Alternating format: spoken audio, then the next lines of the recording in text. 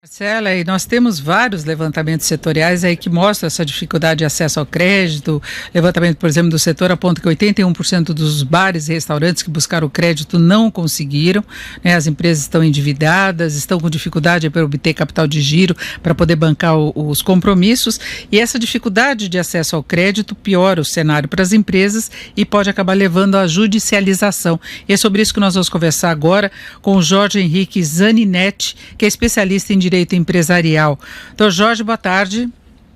Boa tarde, Denise, boa tarde a todos os ouvintes da Jovem Pan, prazer falar com você. Bom, eu queria que o senhor explicasse essa questão da judicialização, qual é a possibilidade de as empresas chegarem à justiça em função dessa situação? Primeiramente, eu gostaria de comentar essa questão da disponibilização do crédito, na medida em que a sensação que a gente tem é que o governo, ele dá com uma mão e tira com a outra, Na terça-feira, agora, nós vimos aí a aprovação da Lei 13.999, que disponibilizou, em tese, 16 bilhões para pequenas e microempresas, através do Fundo Garantidor de Crédito, através do PRONAF, e, obviamente, financiamento esse que vai ser utilizado. Vão ser utilizados recursos dos bancos privados, das fintechs, etc., mas que são garantidos em até 85% pelo PRONAF. O problema quando o governo fornece essas linhas de crédito bilionárias é que, no final, na ponta, esses empréstimos não chegam, porque, como eu disse no início, o governo dá com uma mão e tira com a outra. Exigir que as empresas, por exemplo, estejam, como foi um dos vetos a essa lei, que elas não tenham pendências cadastrais anteriores à pandemia, é quase que não reconhecer a situação do cenário brasileiro. E também exigir que as empresas estejam em dia com as suas obrigações fiscais é outro desconhecimento claro. Tudo isso faz com que esses auxílios do governo, eles acabem batendo na trave e as empresas não consigam alcançar esses financiamentos. Sem falar na questão do veto do período de carência de 180 dias, porque você imagina um pequeno e médio empresário que está tomando a difícil decisão de fechar ou persistir sem um prazo de carência que não seja de 180 dias, mas que seja um pouco menor. Como que o empresário vai tomar a decisão de assumir um endividamento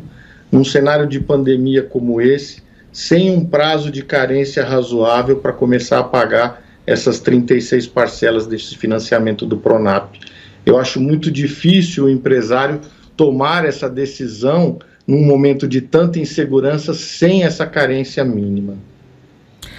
Porque a carência daria uma segurança de as pessoas poderem começar a pagar só depois que houvesse uma normalização da atividade, A pessoa que pega hoje o empréstimo, se tiver que começar a pagar já no próximo mês, não tem a menor segurança, sequer que vai reabrir, que vai retomar a atividade, quanto mais num ritmo suficiente para compensar perdas, para dar capital de giro, para poder bancar o pagamento da dívida também, não é?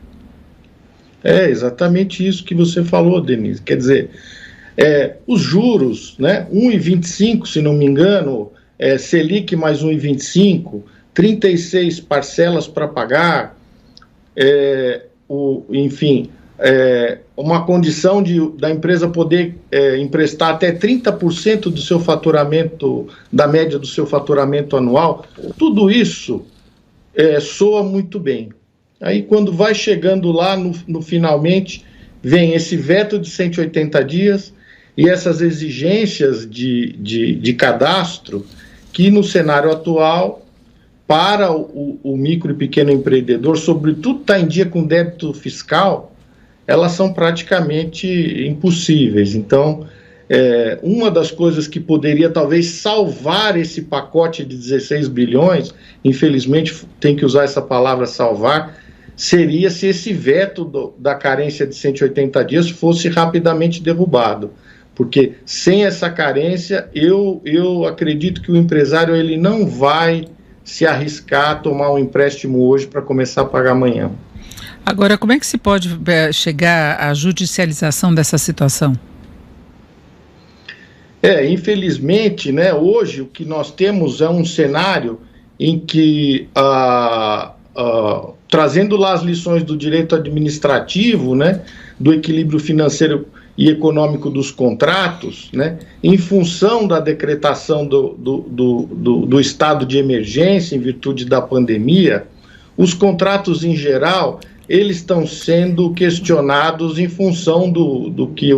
que a área jurídica chama de fato príncipe, né, do motivo de força maior, do fato imprevisível. E diante desse fato imprevisível, o que tem se verificado é que, em relação aos empréstimos em andamento, aos contratos de serviço de longo prazo em andamento e também as locações em andamento, enfim, né, a parte menos favorecida, por exemplo, no caso da locação, o locatário, ele tem arguído essa questão do reequilíbrio econômico do financeiro dos contratos no sentido de tentar obter uma redução. Mesma coisa em relação aos empréstimos, mas aí a negociação com bancos, com fintechs, aí já é um jogo muito mais difícil. E aí só quem realmente tem acesso ao judiciário, aquele microempreendedor que pode lançar a mão de um advogado e ter acesso à justiça, vai conseguir questionar juros excessivos diante do novo cenário econômico. Há pouco nós estávamos falando, inclusive, de algumas mudanças na legislação para viabilizar uma situação aí menos arriscada do ponto de vista dos inquilinos em geral, das famílias não serem despejadas e tal. Agora, na área empresarial, é um problema também presente essa questão do custo de locação. Inclusive, os shoppings, eles flexibilizaram muito algumas taxas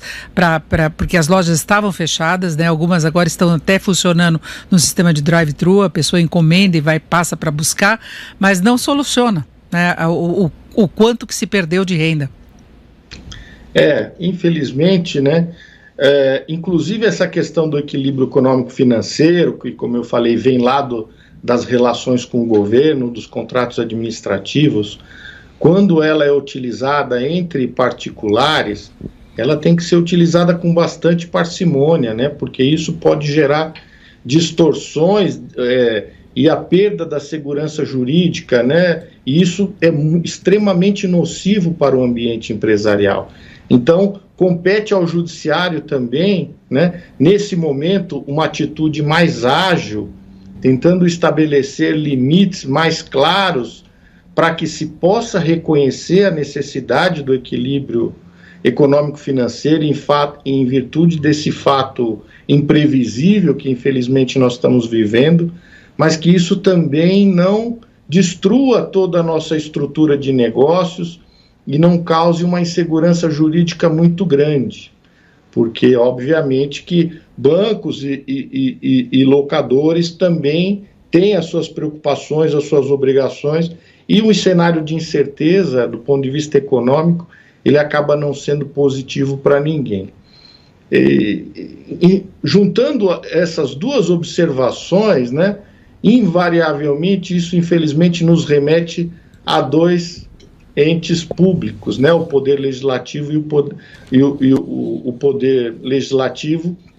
e o poder executivo, três, né, para ser mais específico, o judiciário também, porque o judiciário podia ser ágil em dirimir essas questões do equilíbrio econômico-financeiro. O legislativo me parece que fez um pouco mais o seu trabalho quando votou esse projeto de lei que eu mencionei, né, com os fundos do Pronap, que foi a lei foi editada agora terça-feira, né, a 13.999, mas infelizmente com os vetos do Poder Executivo, a expectativa é que esse pacote ele tende a naufragar. Vamos aguardar aí os próximos passos, mas me parece que a falta de agilidade na tomada de decisões por parte dos entes públicos tem sido o fator mais prejudicial à manutenção e à sustentação dos negócios do que as próprias exigências relacionadas ao isolamento social. Se nós tivéssemos uma previsibilidade de saber que vamos ficar em casa mais um mês, mas daqui a 60 dias eu vou ter um recurso disponível na minha mão e só daqui a 6 meses é que eu vou começar a pagar, eu tenho como planejar, reter funcionários, manter o meu contrato de locação, ainda que com uma redução, planejar o meu negócio, migrá-lo para o e-commerce, se for o caso, porque isso representa custo, representa investimento, mas sem essa previsibilidade, como foi dito há pouco aí, infelizmente, né, como foi dito, falou-se aí em 30% de pequenas e microempresas fechando nos próximos 30 dias. Eu acho que, infelizmente, é isso que a gente tem como expectativa mesmo. Esperamos que haja aí uma reviravolta nos próximos dias e o governo seja mais incisivo no apoio aos empresários para que essa situação possa rapidamente ser adequada e a gente possa ter uma previsibilidade de futuro nos negócios mais adequados. Doutor Jorge, eu agradeço muito a participação do Jorge Henrique Zaninetti, que é tributarista especialista em direito empresarial. Muito obrigado, uma boa tarde. Eu que agradeço, Denise, uma boa tarde a todos da Jovem Pan, sempre um prazer e à disposição. E agora,